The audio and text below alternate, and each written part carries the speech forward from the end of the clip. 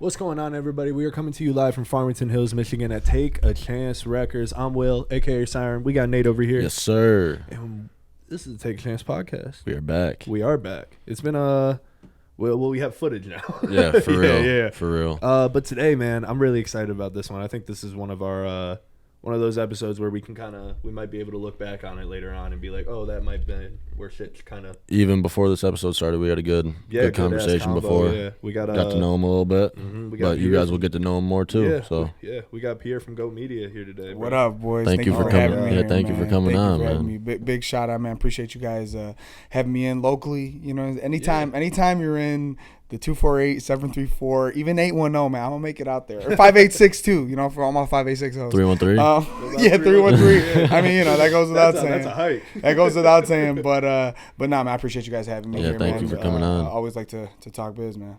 All right. Well, just kind of jump into your upbringing. You know, you kind of just touched on it, but let's talk about, like, you know, where you're from, what you were doing as a kid, and like what really got you into this space, you know? Oh, man. Great question. So I was born around this area, actually, and then I grew up in three places mainly. Like, I grew up in, like, Brighton, Michigan, from like middle age. So I would say, like, I moved to Brighton from Lansing, the Lansing area, which will probably where should I start. So my roots probably about 4 or 5 until 7th, 8th grade. I grew up in East Lansing area, Hazlitt, Michigan. For those of you guys that are familiar with the town, It's kind of near like DeWitt area, right? Yep, exactly. All right, for exactly. sure. Go Vikings. And that's where I came up, and we lived there because my family. My dad used to be a pilot when I was a child, and then at a certain amount of time, you know, our community, they do mostly businesses. So he got into the hotel business, and our first one was in the Lansing area. So we grew up in that area, and then we moved to Brighton to kind of split the difference between our business and our family, which was all here in the Metro Detroit, right? So yeah, then from there moved to Brighton, and then I was always in this West Bloomfield-ish area. So as a kid, man, I loved sports, and I always like wanted to play, especially football, because I was big, you know. When you're big, like, you know, no one really can, you know, everyone challenges you. How strong are you? How athletic are you? Whatever. And I never got to play. So I just love football so much. In basketball, there's pictures of me, you know, wearing, you know, little Shaq jerseys. I wanted to be Shaq so bad. So, yeah, man. So I love football, and then music. You know, those are the three main things: basketball, football, music, and then I was just being an entertainer. You know, I just loved being entertained. Yeah. I respect that. I think that's a big. I agree with that. That's a big reason. Like, I love doing this too. A lot of the stuff you said, being entertained, being an entertainer too. Yeah. So when you like to be entertained, you always think, like, man, like, what is it that gets people this excited? You know, like when I remember. We're talking about, you know, work ethic and working, you know, for a summer without any guarantee that you're gonna make it. It reminded me of that Kanye West song, Grave Shift. I think it's called Spaceship or Grave Shift. I've been working working the 3 beats a day for 3 summers, right? Yeah. And when he said that, I'm like, bro, like, that guy's worth $1 billion. Yeah. And he was doing what we were doing, trying to make it, right? You got to start somewhere. 100%. You got to start somewhere. So what really got you into the space of production and just film?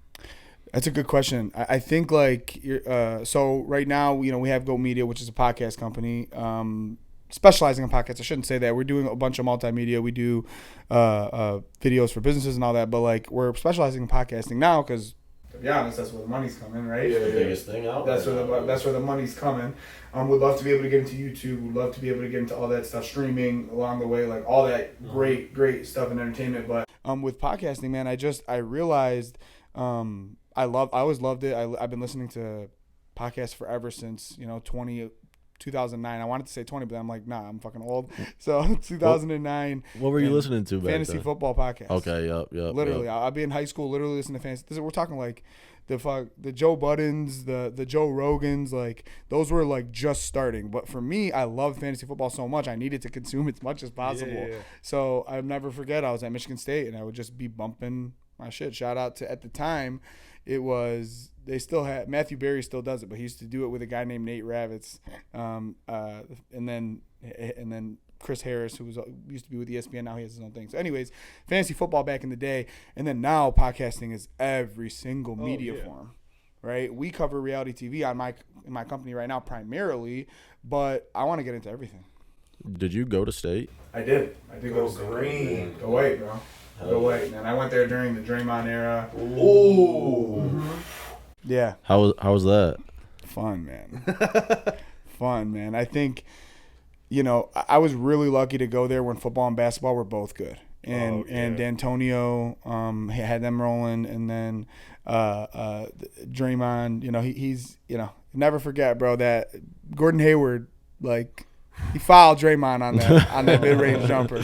There's still you still have the if you were a real one, you know this. There's still the what am I looking for? The newspaper clipping of the guy right on Draymond's hand, like right here, like grabbing it. I was like, dog, like that should have been our national championship. We would have smashed Duke that year. Fucking smashed. I also think 2020 when the COVID when Yes. March Madness got canceled. Oh, that that was our our year. year. We got robbed to Cassius's senior season. I think they're winning that year. I do too. It's a great point. It's something I talk about all the time. It's like they have a great team. Yeah. So what do you guys think about Tom, man? You think it's about that time, or? That's a loaded question. I would never say it is, but I know people are asking it. All right, like obviously he's getting up there, and we're not really going nowhere. But You keep going. he's just a legend, bro. Like you can't like just get rid of him. Like he's got to go on his own. You know what I mean? Like that's how I look at it. Like that's all I've known is Tom Izzo. You know what I mean? Like my whole life. So it's like, hate to see him go. But if he's on to better things, if he wants to go retire, if he wants to go coach somewhere else, it's like, love to watch him leave. I'll always root for him. You know what I mean? I don't think that'll ever happen. But it's just like this. Doesn't he have a lifetime contract? In the tank, huh? Doesn't he have a lifetime contract? Well, they literally just named a building after him. Like he's good. I swear to God, they just named the football building after him. So I didn't know that. They just did that. That's crazy. They just did that. So like he's definitely not going anywhere. I think he said that the last time he ever thought about it was the first time LeBron left the Cavs, and they gave him Cleveland. like before the decision. He's like, oh, like I'll think about it. And I think that was the last time he was seriously thinking about Considering it. leaving. But with like you look at Roy Williams, retired, Coach K, retired, even Nick Saban. These guys are getting out of the game. Yeah. So with Izzo, I don't think the game. Like I'm just worried like the way he coaches. It won't catch up to what the game's it's being played right changing now. So much with the transfer portal and everything. A lot of people like you can completely change your program in a season just from the portal. Yeah. I mean, Arkansas is doing it right now Yeah. with Calipari. They got a whole new class coming in. Yeah. So am I worried that him not doing that might affect us? Yes, but I think he's still just as good as any other coach in the country. Like I think He's the guy you'd want to play for. 100%. Every player that's ever played for him is like Izzo's my guy. Like Well, I'll challenge that a little bit. I'll say like you're right. Like I'm a little bit plugged up with some of the underground basketball scene. I get and you. like here's what I'll say is, and I'm the biggest, like to me, like why wouldn't you want to play for that guy? Like look at his resume and look what he does. If you stay 4 years, you go to a Final Four. Basically that's what he's known known what for. I mean? Yeah. And on top of that, there's people in the NBA making bread off of his teachings, right? What I would say, and that what I've heard, is that it's not a guard friendly system. Okay, That makes a lot of sense. it's not a guard. If you're a scorer, like you don't care, like like you might be advised not to go to Michigan State. So, they do their 3-man weave, and they do their, they do their high point guard, offense, right? So like whoever the point guard is going to eat. We've seen it, Appling. We've seen it with Kalen Lucas, We've Cassius. seen it with Corey Lucius, Cassius Winston. Yeah. You know what I'm saying? Travis So like Trice. Travis Trice, and when it was Draymond was there, he was the point guard. Yeah. Right? He was the point guard. He'd yeah. bring it up. He'd initiate the offense. He would either score or assist on every play. So that system, it benefits one guy, though. I mean, that's how Gary Harris got in the NBA. Off a season. My thing with Michigan State basketball, when you said one guy, like made me think of this. The past few years, the team hasn't had that guy. They have a team. They Since got Cassius is everyone that can play their role, but they don't got that one Yeah. guy that they can go to. Right. That one bucket guy. That one for sure. Give me the ball. you Yeah, know? I think their best years are whenever they have They have a dominant big and then a dominant point guard. I agree. Pick and roll. You know? Everyone else plays off of that. Yeah, Adrian that's Payne, exactly what they Keith do. Appling, Caleb Lucas, and Draymond. Yep. They're always gonna have wings. They're always gonna have a Darrell Summers. They're always gonna have an Aikens. They're always gonna. That's a Michigan State staple. Yeah. But they're never like those wings are never. They're never like the top focal point. That's the Tom Izzo offense. They're never gonna be the focal point of it. Yeah.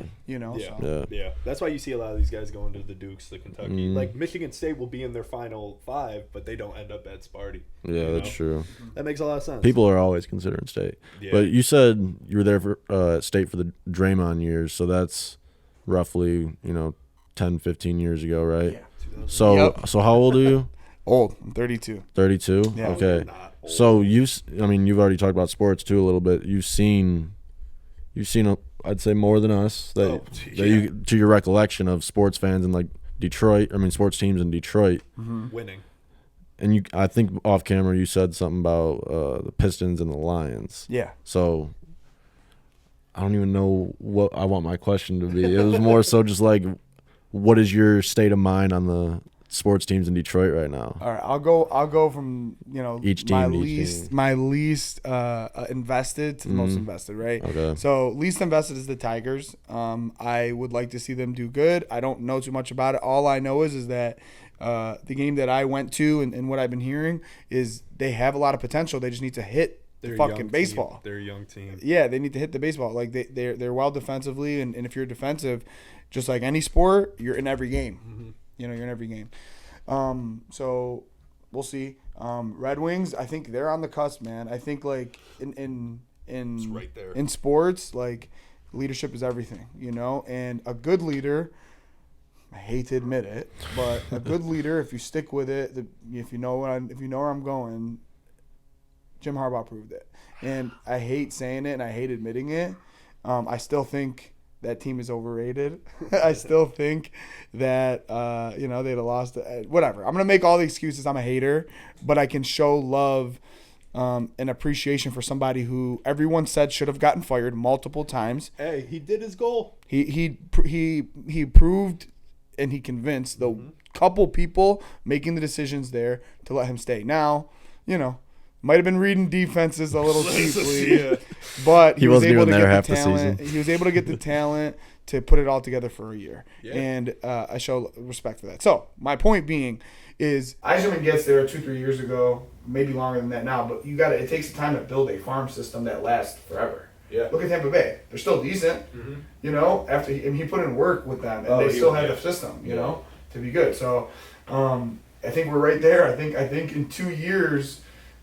People are going to say next year, but I think in 2 years you're a legit Stanley Cup contender. Okay? Move on to the Pistons. This team, man, they are an embarrassment to the city. Yeah. Okay? I'm not talking about anyone in particular.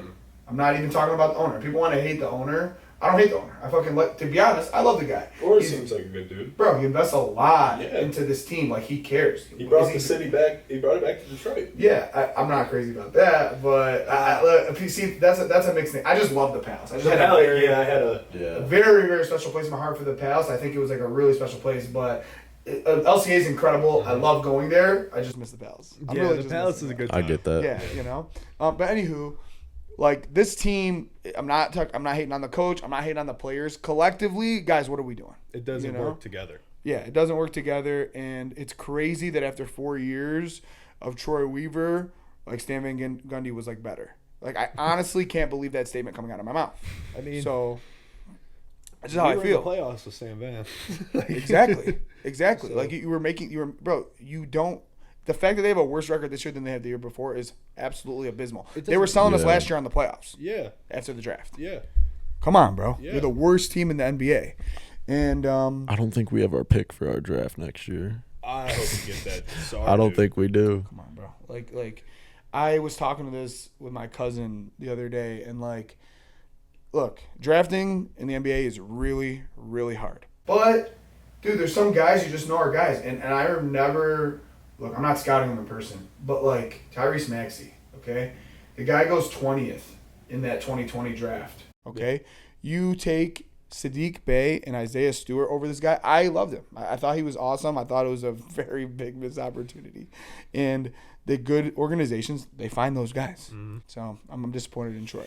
Yeah, I mean that's a very good point. I mean, even if you go back a little bit farther, like guys like his first draft pick was Sekou, and then you look at guys that were picked after.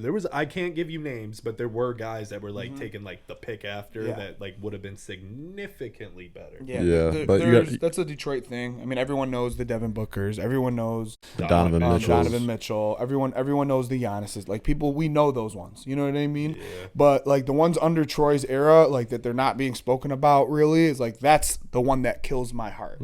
Is because Tyrese Maxey.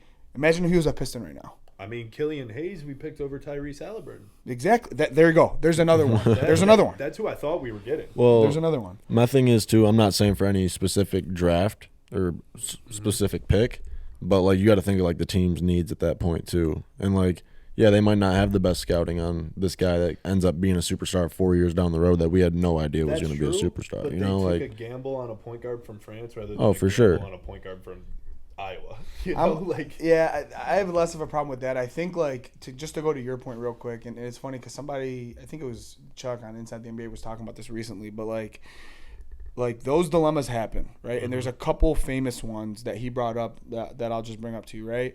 We'll start with Halliburton, okay? 2 guards, 2 point guards, 1 basketball. Sacramento chooses Fox. They let go Halliburton. Yeah, they get Sabonis, which is awesome for them. Yeah. But, like, Halliburton is a better player than both of them now. Yeah. Okay? I'd say that's one of the most even trades of all time. Oh, though. Like at the time, Sabonis is awesome. Yeah. But Halliburton's better now. Oh, for in my sure. opinion. Yeah. You know, in my opinion. Maybe not. I mean, he had 6 points one game. I don't know. But, okay, here, I'm going to give you 2 more. Okay, here go 2 more. Monte Ellis and Stephen Curry. That was a conversation. It was. And they traded Monte Ellis and kept Stephen Curry. And it worked. There you go. Yeah. They could have traded stuff. They could have traded stuff, right? Yep. The third one that I'll go with, Denver. They had Nurkic and they had Jokic. Yeah. They give up Nurkic. They keep Jokic. Yeah. So these things happen. And, you know, like, why am I bringing this up? Pierre, why is this fucking relevant, right? It's because you get the best player.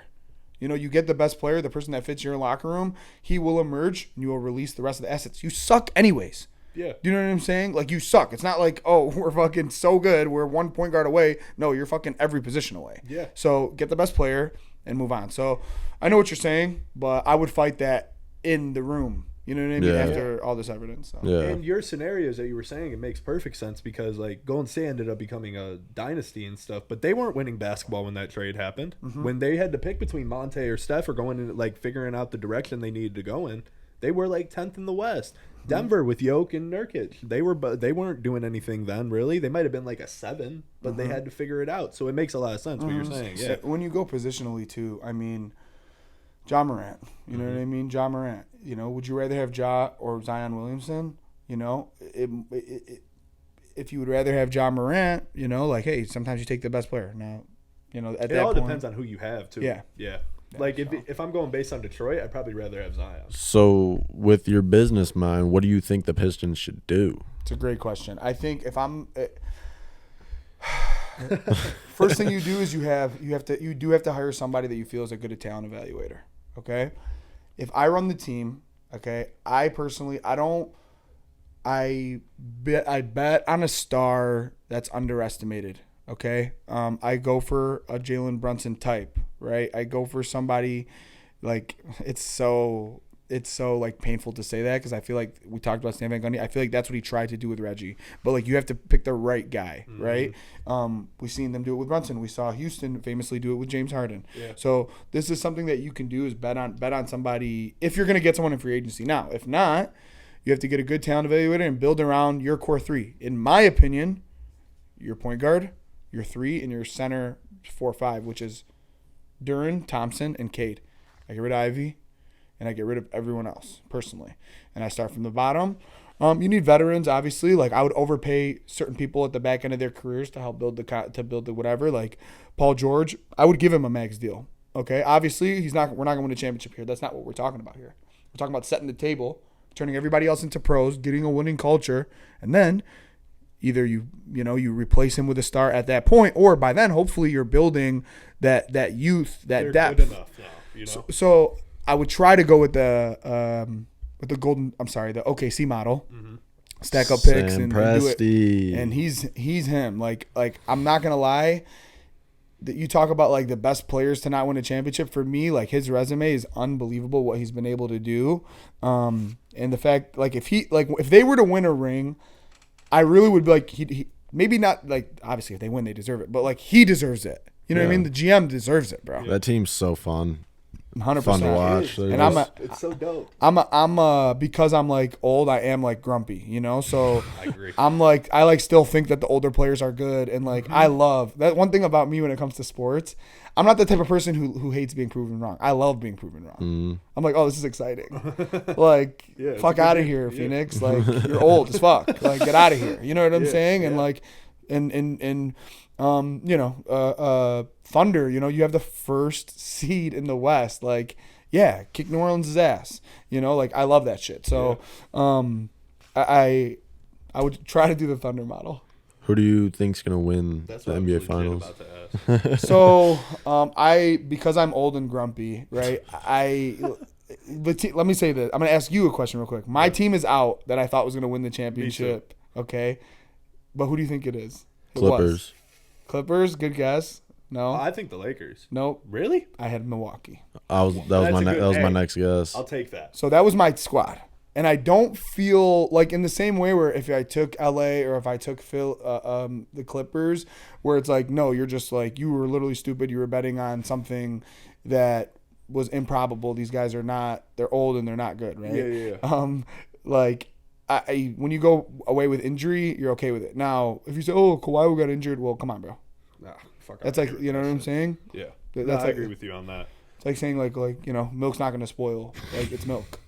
You know what I'm saying? It spoils. Yeah. Yeah. It's just the whole fucking point of it. 100. Yeah. When it's fresh, it's fresh. When it's spoiled, it's spoiled. Yeah. So, yeah. No, anyway, so to answer your question, I personally, I hate Boston, and I don't think they're going to win. I do think they're the best bet, though. I don't think they're going to win, though. I think it is going to be. You think they'll make out the East, though? Yeah, I do. I mean, they don't. Who are they playing? Yeah, I do. I Cavs hate hating on the Knicks. Like, the Knicks are like my favorite team that proves me wrong. Like, I love it when they this postseason I am a Knicks fan. If you ask me who I want to win, that's my answer. The Knicks. I actually want the Knicks to win at this point. I would love to see that.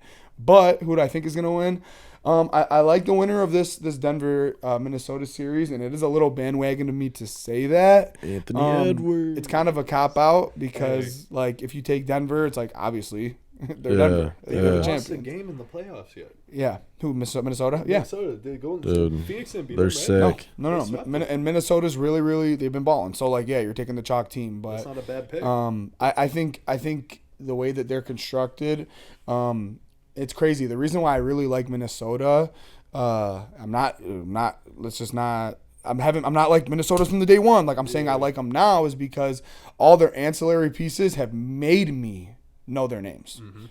I know Jaden McDaniels, Reed. and not just because Nas Reed I knew because he was so good at LSU, but he's making me know his name by his play. Mm-hmm. Not because freaking Edwards keeps saying it helps, Yeah. but no, he's making play. The guy Walker, I know who he is now. Yep. You know what I mean? He's in the mix all the time. I see him making amazing plays. Yeah. So those ancillary guys, that's what made Denver so good last year, and that's what makes this team so good this year.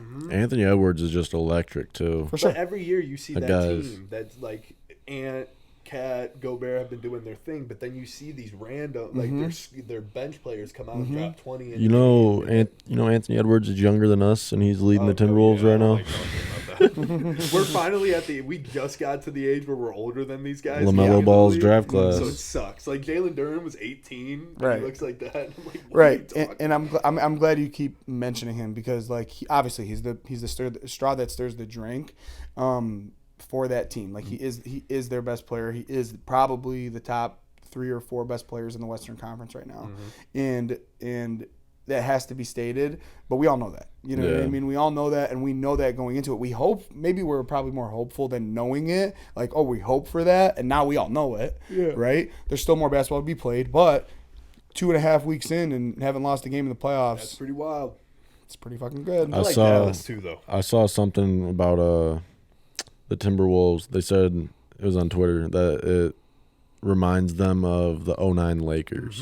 And if you go piece by piece, it fits everybody. Yeah, no, I saw something. They like put all The the names 09 next to it. Lakers? Or it might have been It was like 08. I don't Kobe's know. aunt, Yeah. Powell's cat, Bynum's Gobert. Yeah. Uh, Oh, and bro, Jaden McDaniels is Lamar bro, Odom. I'm literally Yeah. forgetting about an all-star max player in Mike Conley. I'm literally forgetting about him. I like yeah. You totally. just stole the words out of my mouth. He deserves a ring, man. Yeah, Mike he Conley does. deserves a He ring. has- He's one of those guys. Sucking. Give Mike Conley his respect because you've been talking about the leadership and the veteran experience in the locker room, and he is one of those guys Absolutely. too. Derek Fisher. Like bro. when you're Guy does nothing wrong. when you're like, that's what I'm saying. Like if you're like a max player, you made $200 million, and I'm forgetting about you on the roster. That shows you how good they are. Yeah. you know? Right. So no, shout out to Mike Conley too, even though he's a Buckeye. But we'll let it slide. And then the final one, the Lions. That Oh, was and the one- Lions. Oh wait, before we get off the NBA, I was gonna ask you, give me your top, give me like a starting five. Your in all the your NBA? all-time starting five. All-time starting five. Your favorite Man. players or you could just do top five. No, right? no, I'll do a starting five. bet. I'll do a starting five. of I like your this- favorite players. Of my favorite. Not like who you not think the the best best. is, who your Ooh, favorite players okay, are. man. Okay. I Or like you this could a do lot. both. It I like don't this a matter. lot. Let me get Shaq at the 5. I'll put. I'm gonna go Ben at the 4. Now I know Wallace? he plays center, but next to Shaq, give me because then you basically get to let both of them relax, and they're even more effective. So put Ben at the 4. even Both though of he them knows- down low is crazy. Come on, you don't want those two, right? So start with that with the toughness. Now we got to surround them with some playmaking and some shooting, which anyone that's going to criticize this team or whatever is going to say I don't have enough shooting just by not having those two. But I don't give a fuck. I don't care. Give me my favorite. I love Kobe. I'm not gonna lie. I love Kobe. I think he's awesome. Give me LeBron at the 3. And give me Curry at the 1. Ooh, this lineup is fucking insane. Yeah, but that's a favorite lineup. That's not like my best, but like that's like if you give me my favorite players like on a team, that would be like, give me this team, like I will fuck with that team. You know? Damn. So do you think LeBron's better than Mike? Who's the GOAT? Who's the GOAT in your opinion? Start, bench, cut. We got LeBron James, Kobe Bryant, and Michael Jordan. Man, Start, that's bench, an cut. insane that's an insane question. I don't even know if I'm gonna answer that, but I will say unequivocally that I do think Michael Jordan is the best player. But I like the LeBron hate is ridiculous though. Like this Agreed. This guy is like unbelievable. He's unquite like when you're talking about from the time that you're like, 10 to 20, which was my situation, really 20 to 30, really, where like he is in the finals every single year for a 10-year period. Yeah. It's like there's no question that this guy dominated the game in a way that no one else has. Yeah. I'm not gonna say in the way no one else could because you never know, and everything is, Michael Jordan took a break and this and that, but I think like a lot has been made about his mentality, but I feel like he is somebody who is underrated for how clutch he is, personally. So, yeah, but Michael is better, though. I will say that because I do feel he is more confident with the ball in the final moments. I do feel he is a better free throw shooter, which matters, but I think LeBron is just as clutch. I really do. I just feel his confidence and his play style is more to what I would want as a team builder. Yeah. That makes a lot of sense. I was gonna say I could go on about this, but we'd add another 30 minutes to this episode. What do you guys think? Oh, I mean, I never got to watch Jordan. I know what he's all about. I know his resume. I know all that. So I think Jordan has the best career, like resume-wise, but I think LeBron is the best all-around basketball player. That's how I look at it. Yeah. No, I listen. Here's one thing that people always want to say is like the stupidest thing. 2 things. Number 1, LeBron is the greatest scorer of the basketball, in my opinion. Yeah. And because people are not counting assisting as scoring. Assisting is scoring. Yeah. This is a team sport. This is not an individual sport. Yeah. So if I put you in position to score, I'm scoring too. I'm putting points on the board. Period. Yeah. So assisting is scoring. Now, from a simple math experience, your team is going to do a lot better if you have more opportunities to shoot. Rebounding is huge. So LeBron is the most talented player there's ever been. In my opinion, he's the best scorer. But you know, I don't think you're wrong. I do this debate all the time with my friends, and I have to go with Michael because of the free throw shooting. That's really the main thing. Yeah. You know, is I feel like those moments matter, and he is a statistically superior free throw shooter. Yeah. You know? For me, I think that, like you said, LeBron or Jordan has a single grade. I think, in my opinion, I think Kareem, if you look at Kareem's, like what he did from high school to NBA, like, he won everywhere, you know? And I can respect think he that. had the best career in the history. I think that's why I rank him high. But LeBron he had the biggest brain of any basketball player. Like, his IQ on the court, no one has ever been more smarter than LeBron on a basketball court. Like, there's never been a player on the court with LeBron James smarter than him on the court. Yeah, LeBron's a computer, dude. Yeah, You know insane. what I mean? He takes in information, and he, like, that's the one thing is, like, he'll do the right thing, but, like, sometimes you gotta do the wrong thing. Yeah. Honestly, that's just gotta- how I feel. Like, the Gotta right take a risk. bro. Listen, I haven't cheated on any of my girlfriends. Okay, ever. That's crazy. Allegedly, no, I'm just like Ever. it's crazy to start off a statement like Ever. that. But All if right. I did, and I loved her, and I wanted to be with her, and she wanted to be with me, and it was gonna have no effect, the right thing to do is tell her. Yeah. But I shouldn't. So the right basketball play in a lot of cases, and there's a couple very distinct ones in my mind of LeBron, specifically like in his early years. I'll never forget. There was a chance to win a game. He had a layup, kicked it out to Danielle Marshall. He misses a three. Okay, that's the right play, but the wrong thing to do. Yeah. The right thing to do is to dunk it. The right thing to do is to go to the line. The right thing to do is take the responsibility upon yourself as the leader. Yeah. So that's and like the thing is, what did I say though? I think LeBron is just as clutch because I've seen him grow into that and mature into that. But the confidence in doing that isn't the same as Michael's. Not saying Michael didn't miss just as many shots. It's just in those big moments, he had an opportunity to take control at the free throw line. People sometimes say that LeBron ducks the free throw line at the end of games. I don't know if I believe that, especially now. I think he's much more confident now. Two very bad collapses by LeBron that really, really haunt me. The first one against Boston in 08, I believe, where he quit. There was the whole Delonte West situation that we talked about, and that's hard to deal with, but it was just an all-time collapse. And then against Dallas. So Michael doesn't have those types of Collapses, no. in the finals. Yeah, the finals. Now, with that being said, I know I'm rambling, guys, but No. I'm having fun here. But when you play for 20 fucking years, you can have 2 or 3 bad years. Oh, yeah. It just happened to be in his prime. Exactly. It happened to be his first year with a new team against a Dallas team that was full of I was gonna vets. say the 08 one. He's still young, man. Yeah. And It's 5 years into his At career. that age, Jordan was getting bounced out of the first rounds, the second rounds. That is true. He Isaiah lost. They make it seem like Jordan never lost in the playoffs. For sure. What I mean, like that's how the media tries to spin it. That's true.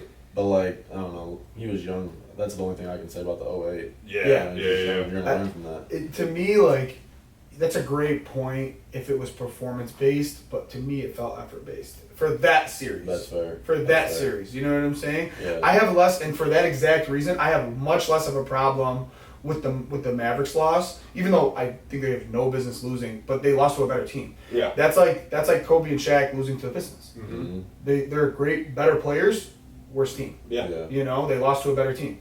So I don't have as much problem with that. That one though, like that year, that was the year they were supposed to play Kobe in the finals. And that was Boston won that year, didn't they? Yeah. I believe it might be. Yeah, I think you're right. Sick. Yeah. I never got a LeBron Kobe. Oh my. That was the year, God, and I'll never. that was I have a hard sick. time, bro. I have a hard time forgiving him for that. And those Cleveland teams at the end of the first run, obviously they didn't have any other superstars, but like if you really think about it, how much different are they than the Jokic team? Yeah. Won? They had Zilgauskas, they had Verja, they had Jefferson, they had players. Maybe not Jefferson, but they had Mo Williams. They had players back then. That's it. But LeBron is like right there for 2. And it's like it might be, and Shaq always says this, like it might be disrespectful that where I'm not putting Kobe in this conversation. He is, of course. It's just for me, I have him tiered 3. You know. All time for me, I have Kobe like 6 or 7. Kobe's 4 on my list. Okay, guys. That's enough basketball talk. Though. We gotta talk about the Lions. So. I got Kareem 3. But no, I do want to say that cheating analogy was one of the craziest things. Oh yeah, I appreciate that. That's gonna be the podcast show. We're going viral. I appreciate you. I completely understand that point. Does that make sense? Yeah, no, 100%. That makes sense. Yeah. Like it had nothing to do with anything. No, like, no, it makes a lot of sense. Okay, all right. It was just a crazy way to put it. All right. But no, what do you think about the Lions right now? The Detroit Lions, man. I could not be happier, man. I swear. Like we talk about leadership, you know, from the front office. Like they have the ownership change. They had Sheila, right? She's holding it down. She hires Brad, and Dan. You know, I'm telling you, like I could cry. Like they're so built the right way and the right stuff. And like when you have guys excited about coming to Detroit, like jacked up, like this is where I want to be. Like all my homies are here. Like the way that Tyrion Arnold was so excited about it. God. Like that's why I love Cade. It's because he was so excited about coming to Detroit. Like he took that responsibility upon himself. We're becoming a destination, and it's partly because of the Lions. So love them. I think when it comes to Jared Goff, I think he's a great quarterback. I don't know if he's top 5. I don't know if he's top 10. But I definitely think that he's good enough to win an NFL championship. That loss to the 49ers was not on him. And I think like a lot of times people want to look at the quarterback. Like a lot of people blame Jimmy Garoppolo for losing to Pat Mahomes in the first one, right? They had that lead going into that fourth quarter. They lose and they look into quarterback and say, hey, we need to make a change at quarterback. I don't feel that way about the Lions team. I felt like that particular game, there was missed opportunities everywhere, and he did his part. So, like, he's definitely earned the right to be our quarterback, I think. 100. But I would make him take a deal. And if he didn't want to take a deal, I'd be like, respectfully, bro, this team is good. We can get by, you know? Yeah. I'm not saying, like that's just business. You know what I'm saying? Didn't Like, we just re-sign him? No, they're working on the extension. Oh, he was the one that we re-signed St. Brown. Yeah, St. Brown. And Sewell. Yeah. Cause bro, and that's the thing is, bro, we have a lot of talent that we have to sign, a lot. I got to save money for Hutch. I got to save money for a lot of these other guys on defense. You know, so I would sign him if he's willing to take a deal and say, brother, if $40 million ain't enough. Sorry, bro, we can't do anything more than that. Yeah. You know, I get it, bro. These guys are making 50 or whatever it is. I'm throwing out numbers, right? Yeah. But I get these guys are making big bread, right? This is a better job than any of those other jobs. Yeah. People would kill for this job. Yeah. And we would want you to be here. We're not willing to break the bank. So if you want to work with us, we want to work with you. Yeah. But that number has to be right. Yeah. You know what I mean? 100%. So we'll see. We're talking about a salary cap sport. We're not talking about an open checkbook. Open checkbook, negotiate the best price. Yeah. You're worth it to the city all day long. Yeah. But in a salary cap sport, you got to work with us. My opinion. I love Jared Goff. And I like how you said that. Becoming a destination because of the Lions and whatnot. I think the NFL draft has a lot to do with that too. Hell, they had SummerSlam here The too. outcome of the NFL draft, I think that had a big destination. They had SummerSlam here too in the summer, and now we're putting in, like, the city's putting in the Head Mania here in a couple of years. Yeah, dude. Like they're every event that we have here ends up going good. Like literally every single one. And the one that I'm looking for, which I'm shocked we haven't had yet, it's coming. Mark your freaking calendars. I don't know when. It's the NBA All-Star. Oh, there's yeah, I know it's gonna happen is coming soon. Yeah, March Madness 2. 2027, March Madness 2. Give us the Final Four. That needs to come back. You know, that needs to come back. But the one that has to and will eventually by the end, I think the NBA All-Star game has to come here. And it will, and it'll be awesome when it does. Oh, 100%. Yeah, we're going to have to save money for like 2 years. Because I go to a lot of games. That's the one, that is the toughest ticket to get is All-Star. Oh, yeah. Really? The toughest. I saw a video of a lot of like people from other cities and whatnot coming for the NFL draft, and they were just talking about Detroit's so nice. Like this is, you know, like we weren't expecting this. This is way better than like all the other cities that they started naming a bunch of cities and whatnot. They were just like, it's beautiful here. Yeah, well, they definitely, I think Nashville last year, but That's right, I think they definitely cleaned it up for it. But we're really so much more to offer here, and there's so much more to Detroit than people might think. All that other stuff is also real, but there's every city has real that though. bad, huh? Every city has that. Exactly. That's exactly right. So kind of jump back more to your actual profession. We'll get off the sports talk for a little bit. That was sure. That was a good time. That was a good talk. that was fun. I love talking Yeah, kind of just like run me through. Well, I guess you can go over the shows if you want. So, for those that don't know, I'm a big reality show fan. I like shows like Big Brother, Survivor, The Challenge, and being a fan of The Challenge, I found this podcast a long time ago. It's called the Zach Nichols Podcast, which shout out him because I'm a big fan. And shout out to Zach. Yeah, that's a homie. That's how I found you. And then going through a lot of your stuff, I see you had your own podcast where it's just you. And going through, there's a couple other challengers and other reality people that have shows with you. Right. So if you want to go through those, yeah, that'd be perfect. Sure, bro. Thanks for the plug. Oh, for yeah, sure. of course. I appreciate it. So yeah, no, I started this company, Goht Media, a little over a year ago, and the idea. By the way, Goht, G-O-H-T, it stands for Greatest of His Time or Greatest of Her Time. And the idea is just like whatever you do and whoever you are, like strive to be that. Mm-hmm. We talked about, and I should have brought this up, but we talked about the greatest of all time. That's literally, that debate is the whole reason for the name of my company, is because it's impossible to tell who's the greatest of all time. But we know for a fact that Jordan was the greatest of his time. Yeah, that's true. And we know for a fact that LeBron was the greatest of his time. We know for the fact that Kobe was the greatest of his. So, that's the whole point. So, anywho, started that, and then Zach, buddy of mine for a while, and we've gotten a lot closer over the years. He kind of saw what we were doing, and I was like, dude, you want to come in and talk? Because he hadn't been on the show for a while, and he's like, yeah, for sure. And we did one podcast, did really well, put the whole thing on YouTube, did really well. And then we did another one with Jenna. That one did even better. And then we did a final one where like he was just, giving us an update on his life, and at a certain point, look at me like, bro, do we want to get into business together? And yeah, so August of last year, we started Zach Nichols Podcast, where we would just review the episodes every week, and then over time, we started bringing guests from on the show, so it's kind of cool. It's like, hey, a show character is on the show on Wednesday night and in our studio on Thursday talking about it, so that was really cool. Yeah. And then I think what separates us is we do a good job of bringing that content, flipping it around so fast. So, like, we shot an episode yesterday with Brandon Nelson, who's on All Stars 4 right now. Mm-hmm. That episode's coming out in 2.5 hours. Oh, shit. So, yeah. Right now I got the team working on it, and they're getting all the clips done and all that stuff.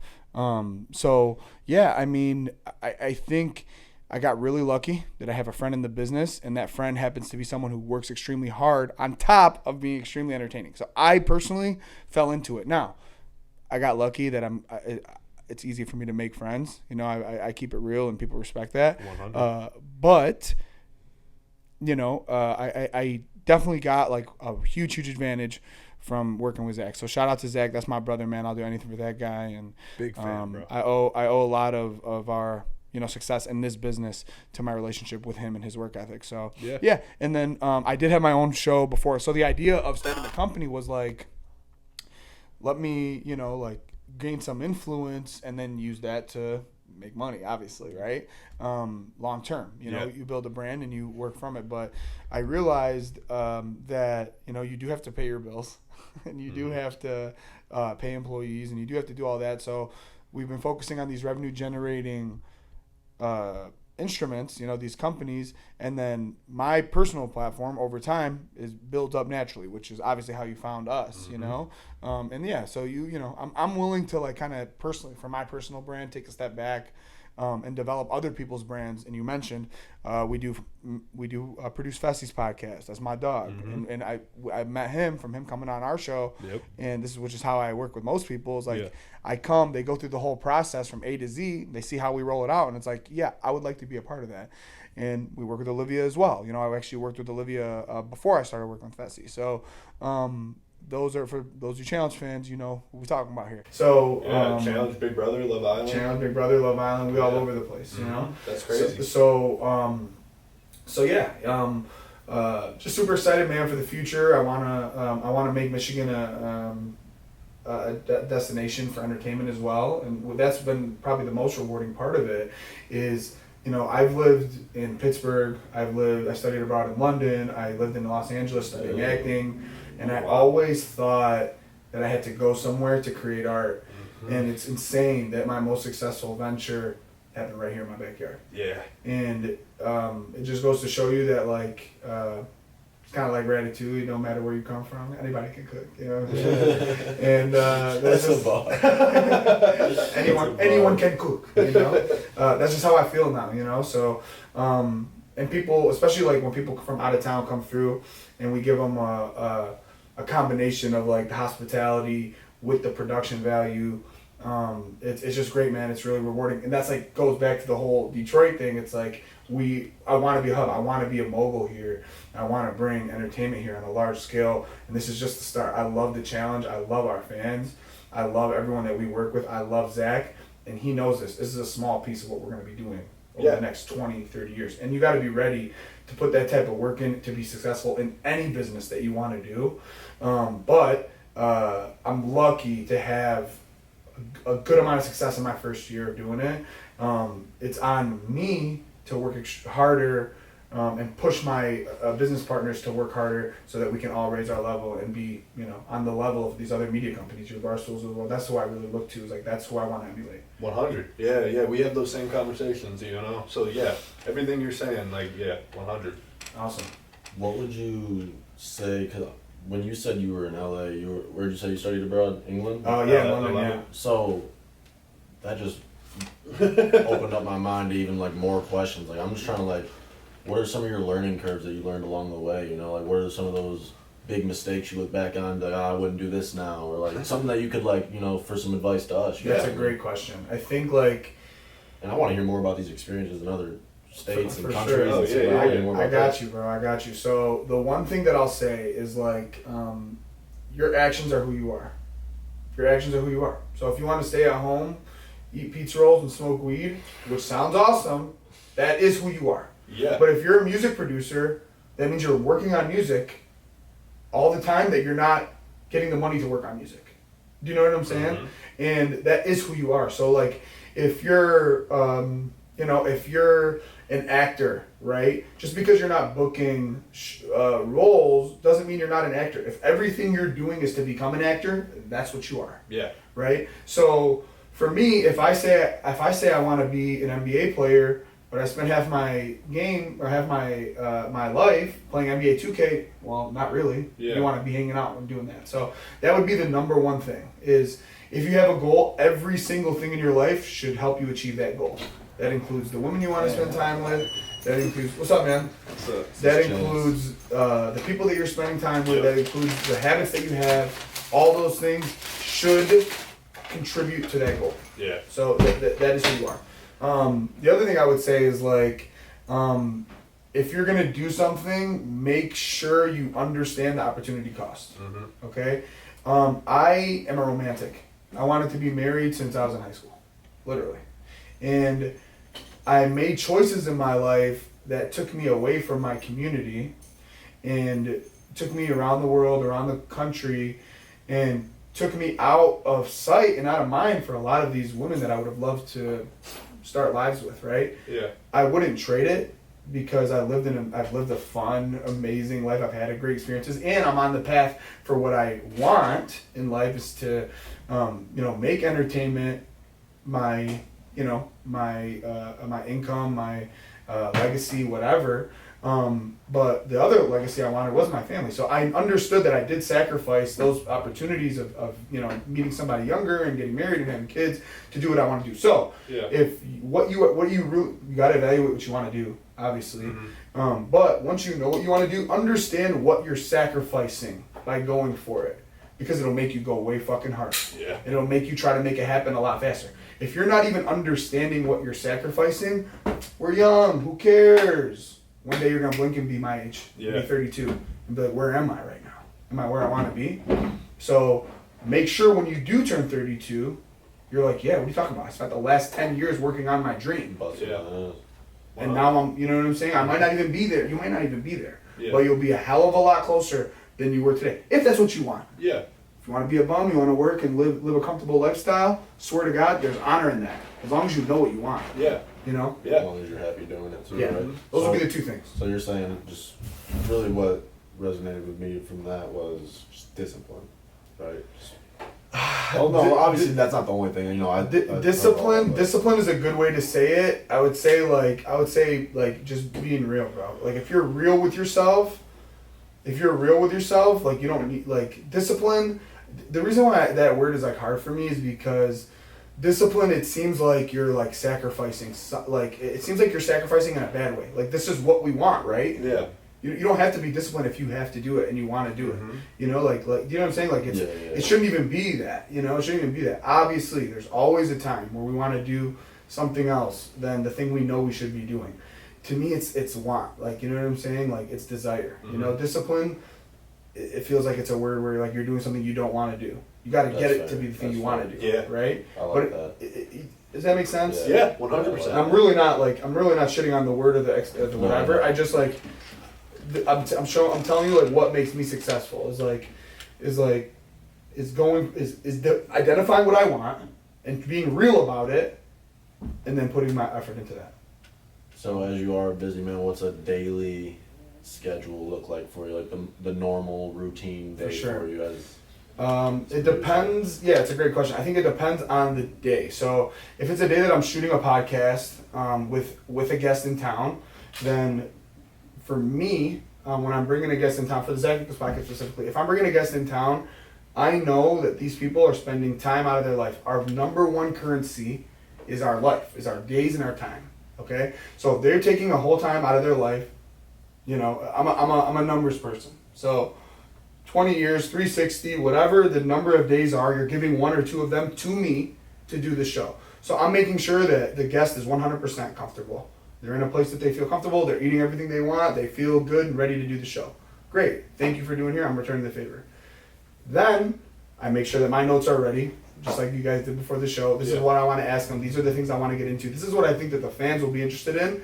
And this is the shit that no one else is going to ask them that I'm going to be sure to ask them. Yeah. Get all that ready. Come through our studio. Do the show. And then if the guest wants to do entertainment or anything, go out to eat, go out. You know, sometimes whatever, have fun. Then try to drop them back at a certain hour because then I have to watch our podcast and I have to get the clip times and get everything set up for my video editors. On Friday, I'm doing a lot of the same type of thing, but on the other days, Saturday, Sunday, Monday, Tuesday, Wednesday, I'm working on other ventures and starting up other things that are not like established businesses yet, right? So if I have an idea for, I don't want to give too much away, but like a golf brand, you know what I mean? Or a gaming brand or a streaming thing. All those things I work on our off days, while the certain days that are revenue generating, you commit to that. So you got to, I guess the phrase that I've been hearing and that I really like is you got to keep the main thing, and then turn other things into a main thing. Maybe not your main thing, but a main thing. Then you got to hire and delegate. So yeah, I would say like, you know, being creative, don't get me wrong, you have to have creative time. And I think the one thing that keeps me successful and helps working is communication is number one. So if I have bad communication with somebody that I love and I work with and I enjoy, you know, trusting and like we rely on each other's success, everything else can fucking wait. Everything else can wait. This project can wait, this client can wait, this can wait, this can wait, all that can wait. Me and you got to make sure we know each other right now. Yeah. I don't care what else. If we're going to fight it out, we're doing it now. Yeah. Because communication is key. So if you guys work together and you're beefing about some shit, if I were you, I would say, fuck everyone, we have to fix this right now. So that'd be my advice. Damn, bro. All this is one of my fucking favorite knowledge, episodes. Straight knowledge. I live a lot more life than you guys, man. You're gonna be fucking laughing at all this shit. Like, man, he was fucking. Yeah, you gotta listen to him, bro. He's speaking facts. How do you think we got the studio? Delayed gratification, my You got it, bro. How many different ventures do you have your hands on right now? You don't have to get into what they are. No, man. I mean, I think like we're in the media space, like 5 to 10. Okay. You know, 5 to 10. I mean, I wouldn't say they're all in the revenue generating part. We talked a lot about like at the beginning, opportunity costs in terms of like, hey, like it takes money to be. We're paying money to be here at the beginning, which you're always doing, right? Yeah.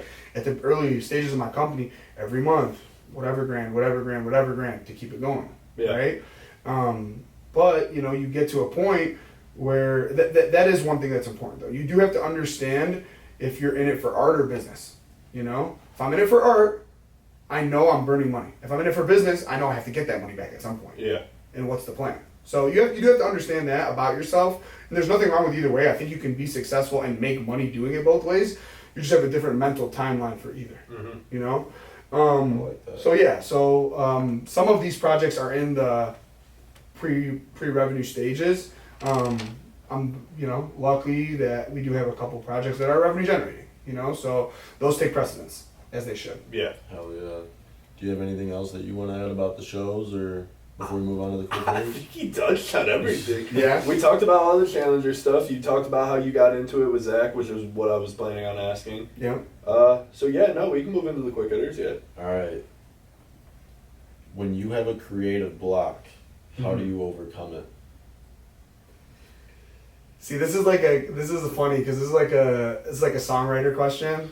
Right. To be honest, it was writer's block. Was yeah, writer's yeah, block. yeah. This is a songwriter's question, and as somebody who writes rhymes, to be honest, there is nothing you can do. And We for haven't me, even touched on that yet. Oh yeah, we didn't talk about the freestyle. for me, when it comes to rhyming, there is nothing you can do. You have to decompress. You have to put it down and come back to it, and like do other shit that you love. I'm not the type of person like some people. They can go to they can treat making music as a job, which I think you can do. I'm not gonna speak on other people, but for me, I can't do it as a writer. I have to be inspired by something, you know, either a line or a concept. For some, here's a perfect example. You know, Drake and Kendrick. Okay. We haven't even touched on that either. Drake and Kendrick, okay? Drake and Kendrick. It's very easy to be inspired by somebody talking shit about you. It's easy for you to go in and write a song about that because there's so much relevant shit going on, right? For me to go and do something out of nowhere, it's not going to work often. What I like to do is, if I want to do that, I go in there with a producer. And what are you feeling? What do you like? Boom, you know, you'll listen to some beats. And you'll get some ideas on vibes, you know, and you catch a vibe. So now in what we do in terms of the podcast space, the reason why I was so excited about doing this podcast with Zach is because in our business there's always something we can talk about. So I don't have to do that much work. I just have to watch what's going on and then dive in as an investigative interviewer. Yeah. You know, so I'll be lying if I said it wasn't easy. You just have to work hard on the prep. And then the interviewing part is easy. You know, it's like sports. You put hard work into practice, so the games are easy. Yeah. What would you say your biggest weakness is? Something that you know you could improve on for your business or even just in life, whatever it might be. That's a great point. I think my biggest weakness is also my biggest strength. So sometimes I'm too much of a delegator. You know, I think I like people to specialize. You know, and when you specialize, you get really good at something. You're also very heavily relied on. So if I have somebody that specializes in the video editing part of it, they get really good at it, but I also really need them really bad. So I think I could do a better job of learning those skills. I am good at making relationships. I am good at putting people in a position where it's beneficial for them to do stuff for the company. But I would like to get better. If I'm being vulnerable, I would like to get better at this stuff so I don't have to rely on anyone. But I'm also in a position financially where I can bless somebody and get other shit done while they're doing something that I need to get done. So if you're teaching somebody or explaining explaining how to do something to someone, you want to be able to know what you're talking about. I can't teach somebody how to video edit. I don't know how, but I have people that do. So I would say have some background knowledge in the start, right? If you want to learn a podcast, do your research and put the work in. And if you don't really want to do it, to go back to my original point. Right. 10, 20 minutes ago. Right. Yeah. You know, it always goes back to that. Yeah, it always goes back to that. It's like, what do you really want to do? 100. What do you really want to do? If you want to just rhyme and you don't want to figure out the engineering, then you're a rhymer. You know what I'm saying? You're not a studio, so hire a studio. You know what I'm saying? Know what you are. Right. I get that. This next question, we usually ask if you could make a collab album with anybody, but I guess I will add or change it to, if you had like a certain I'll actor I'll take or the collab album actress. too. But go Okay, ahead. all right. Well, I was gonna say like if you had to work with like a certain actor, actress. Woof. What's your like top 3 like Or podcast, dream or yeah, even podcast Oh guests? man. Here, we'll do one podcast guest. We'll do one just like film like actor And or one actress, album. and then And the one album. We'll go artist, with that. man. 3 artists, or I mean 3 questions in one. Yeah. Okay, so the artist obviously is Eminem. You can't not say Eminem. I would respect love it. to work with Eminem. Is it hate to say like old Eminem? I don't know. No. Is it hate? No. You know what I'm saying? Because if you're gonna give me the shit that he's doing now, I might say no. The audience will understand that. I'm just The kidding. audience will Might understand. say no. I'm just kidding. I would take him anytime, and it's a legend to be around him because like that's somebody is like, dude, like he's older now, and like I as being somebody that's like I feel old in like a young man's game. Like I get like, and what he's doing is so fucking dope now. I'm literally joking. By the way, yeah, Eminem, you're awesome. Please call me and come use the studio. Oh yeah. I'm literally joking, but like, I would say the same thing about Kanye. Don't give me Kanye now. You know what I'm saying? Give me him in his prime where he really cared about the music more than anything else. Yeah. You know what I mean? So like, I am gonna say Eminem. I'm gonna stick with Eminem. I think that he is the epitome of like what I would want to be if I was an artist, somebody who did their own thing. I'm not like the biggest fan of some of the stuff he's done in terms of like hateful shit, but like I can be hateful myself. So like you have to always have grace. Yeah. So I'll say that. Dream, man, that's so hard, bro. Because I want to say like I would love to work with Denzel, but like I'm never gonna pass up the chance to work with like Jennifer Lopez. You know what I'm saying? Like, Yeah. let me be the boy next door. You know what I'm Hey, saying? I heard. For real. Hey, I heard she's like, she's not the nicest. Like people Jennifer don't like- Lopez? Yeah, that's what I I've don't heard. give a fuck. Yeah. Come on, man. Are you serious, bro? Grips on your waist, front way back. Come on, bro. She's unbelievable. But that's the 32-year-old drooling over the 50-year-old. But like, yeah, no, I think in terms of talent, I do think that You just said J-Lo had no talent. No, I'm just playing.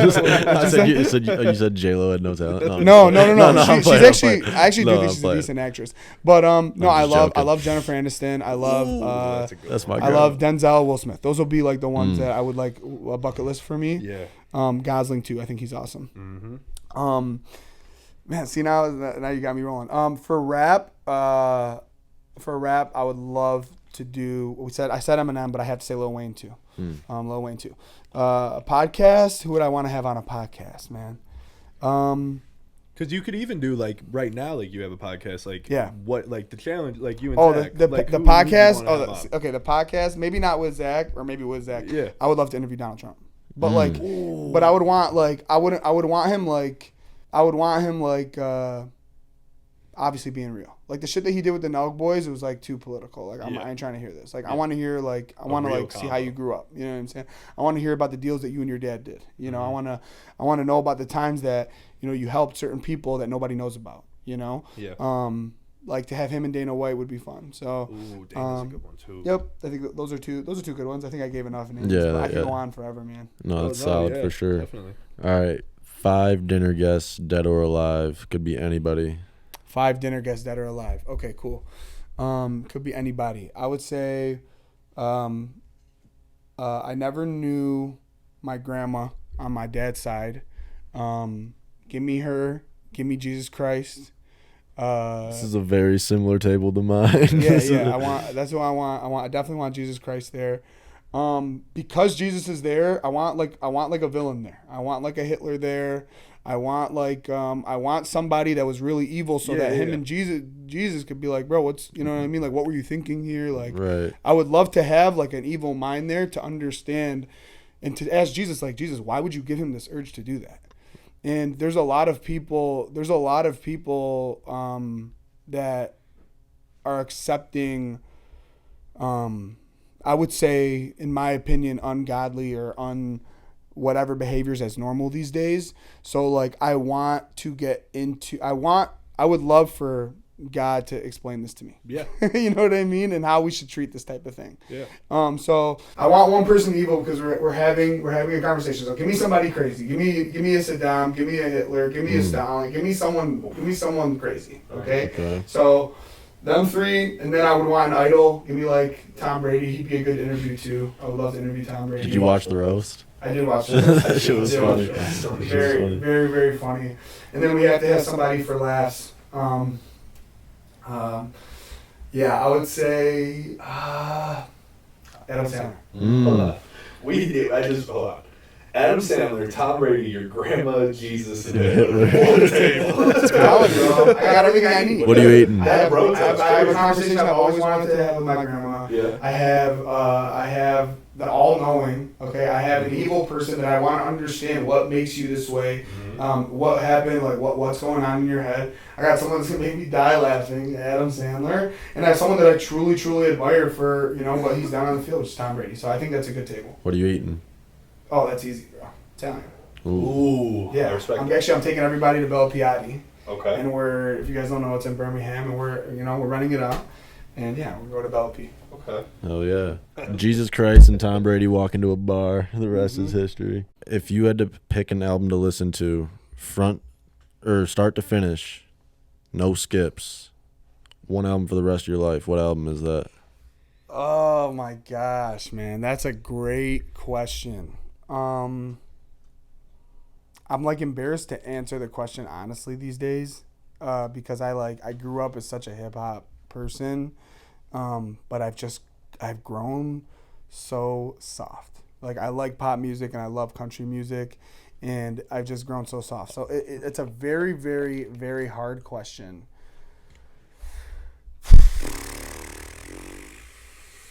Let me come back to that one. Let me come back to that. I have what I think I would say.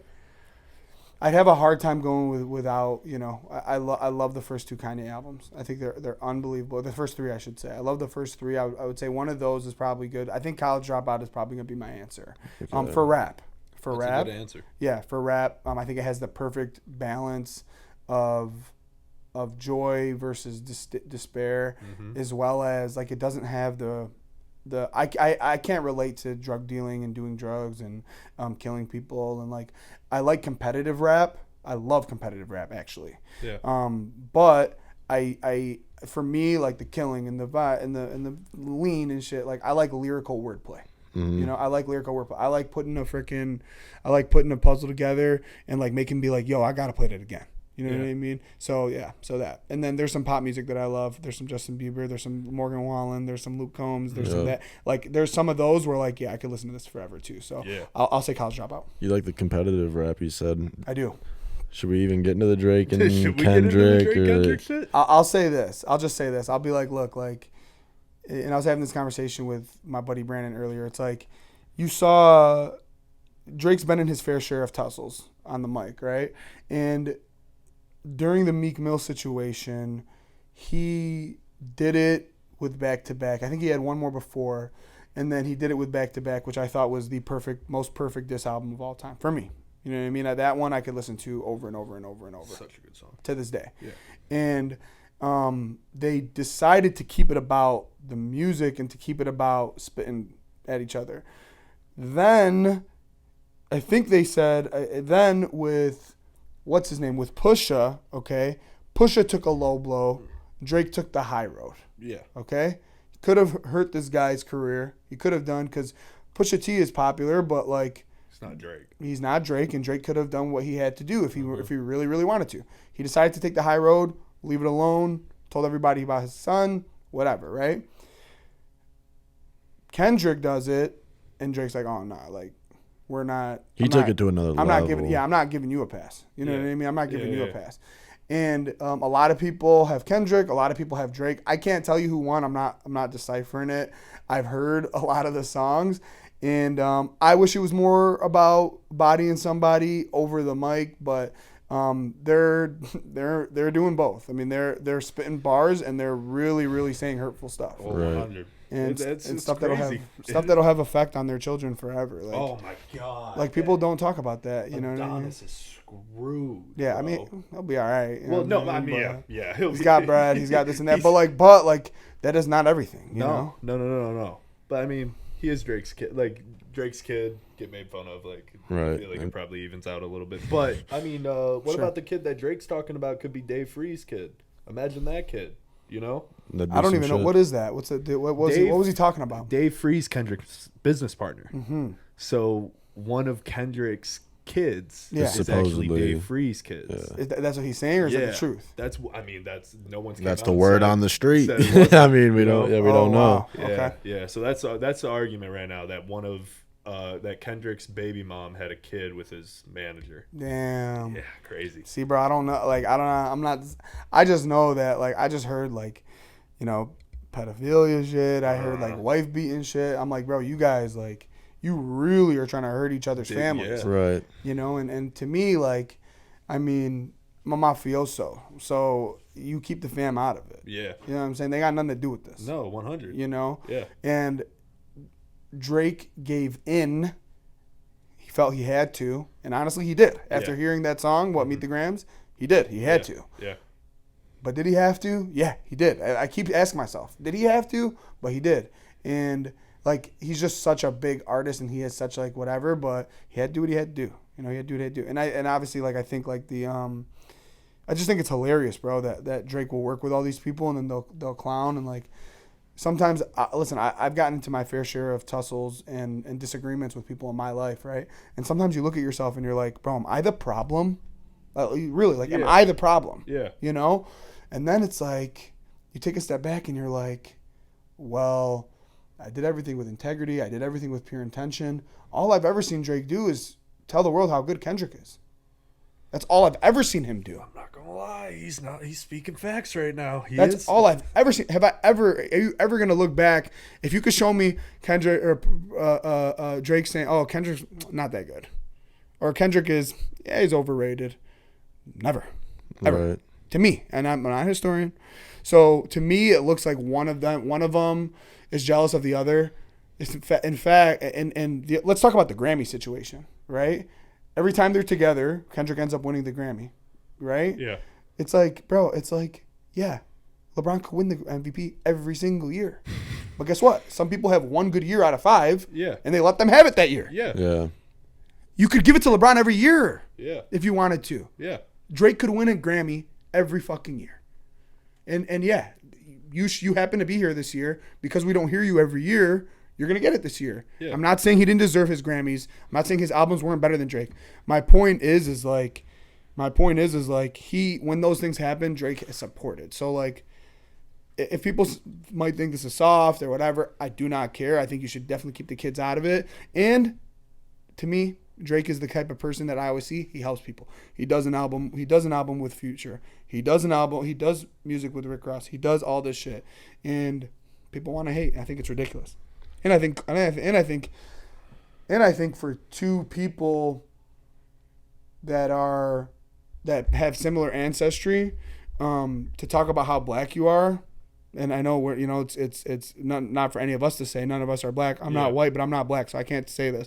Say, oh, like it matters or it should matter, but we're all people, dude. Yeah, we're all people, dude. So like, for you to tell somebody that you're not anything, I don't tell anybody they're not anything at all. Yeah. So, like, to me, I thought that was unfair on Rick Ross's part. I don't know what Kendrick, I don't know if they say he doesn't like him saying that word. I don't know what is going on. Yeah. For me personally, bro, like, I don't know. It's just deep, bro. Too deep than it needs to be. It is pretty deep. That was very well said, too. Yeah, it was well said. For real. If you had a gun to your head and you got to sing every lyric to a song in order to stay alive, what song would that be? Oh, man. I would have to think about that. It might be like one of these like poppy songs with not a lot of words. But if you make me pick a rap song, I think I got a pretty good shot with Repeat by Lil Wayne. Okay. Great song. Yeah. Yeah. I think I got a pretty good shot. I don't know if I could get every word, but yeah, that's the guy. 10 years from now, where do you envision yourself? Like, what do you want to be doing 10 years from now? Man, in 10 years, I would love to be, doing, to be honest, I would love to be doing exactly what we're doing now, but at a bigger scale. Like, I would love to have like our own studio, in terms of, we have our own studio, but like we own the building, we have multiple sets, we have multiple, we have like a hospitality area, there's a basketball court, there's a pool, there's a hot tub, like we're successful enough to increase the hospitality. Yeah. To reinvest in the hospitality of what we do.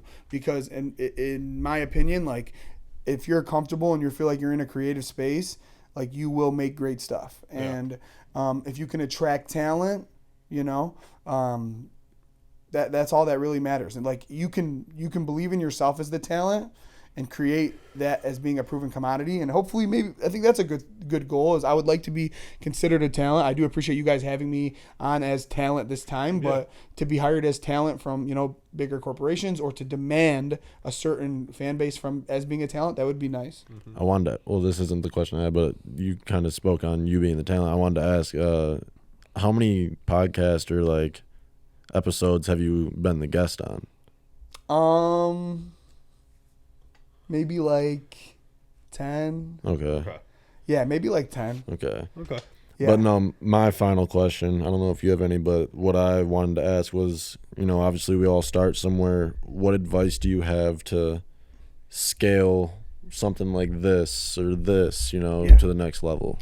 I mean, you kind of touched on, you know, business perspective. Yeah. I'm just gonna say you already touched on, you know, the whole discipline.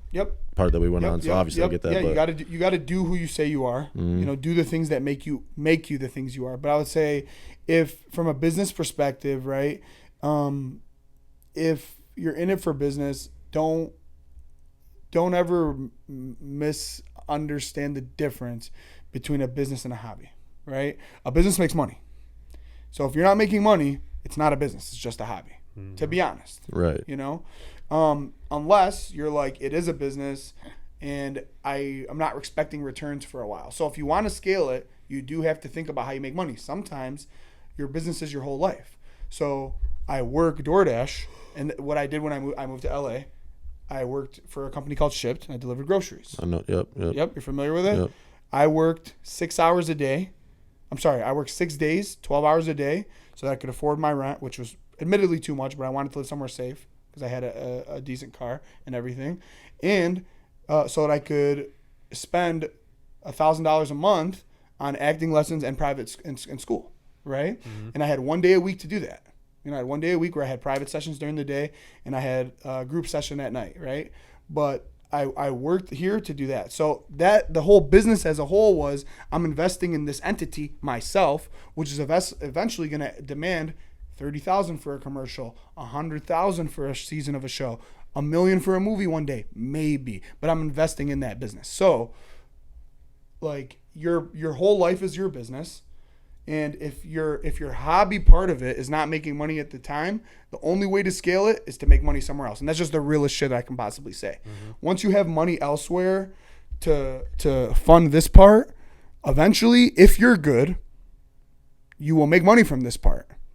I shouldn't even say if you're good, if you're popping, because there are good people that are not good people that pop right. And they get money. Yeah. You know what I'm saying? Facts. So like I hate to say it this way, because life isn't about money, but getting your dreams done it is about money. Yeah. You know, making your dreams happen really is about money. Mm-hmm. You know, you have to get it to do your dreams.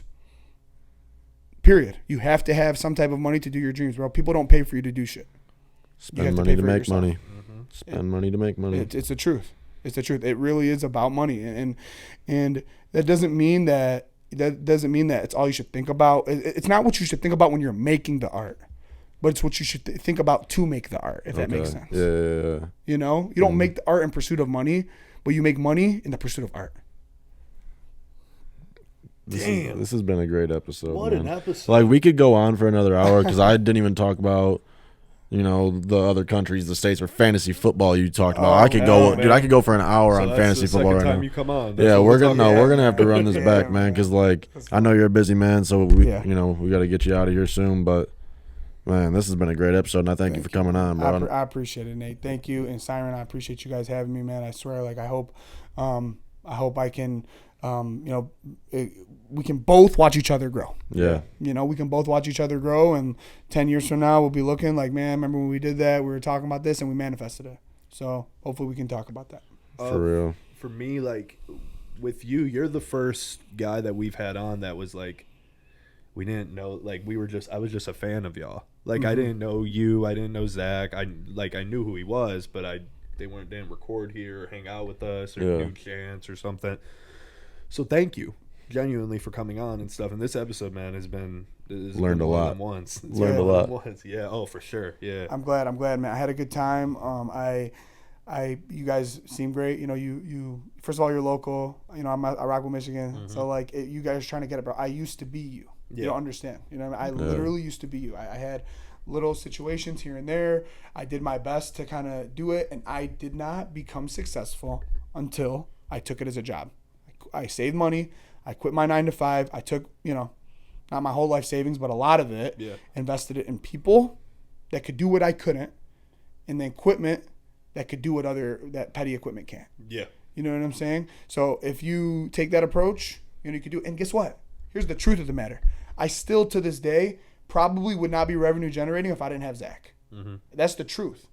So my success, or whatever you want to call it, is not always attributed to how hard I work and how bad I want it. You still have to get lucky. Yeah. You still have to get lucky. And yeah, am I capitalizing it? Am I making relationships with high profile people because I'm good at what I do and I'm genuine? Of course. But I got lucky to be put in that position. So you could work as hard as you can. You could do that, and you could still not be successful. It just matters about what's important to you, and you know, putting your best foot forward, bro. That's all it is. Hell yeah. So yeah, no, I'm happy to be here, and good to get to know you guys. You guys are great hosts. I wish you nothing but the best, and you know, kill it. Yeah, we'll be staying in touch for sure. Oh, 100%. For sure. Well, no, like I said, thank you for coming on. All of his stuff will be in the description. Go check him out if you don't know who he is already. I'm sure you'll be hearing him if you haven't. So, yeah, man. Thank you, man.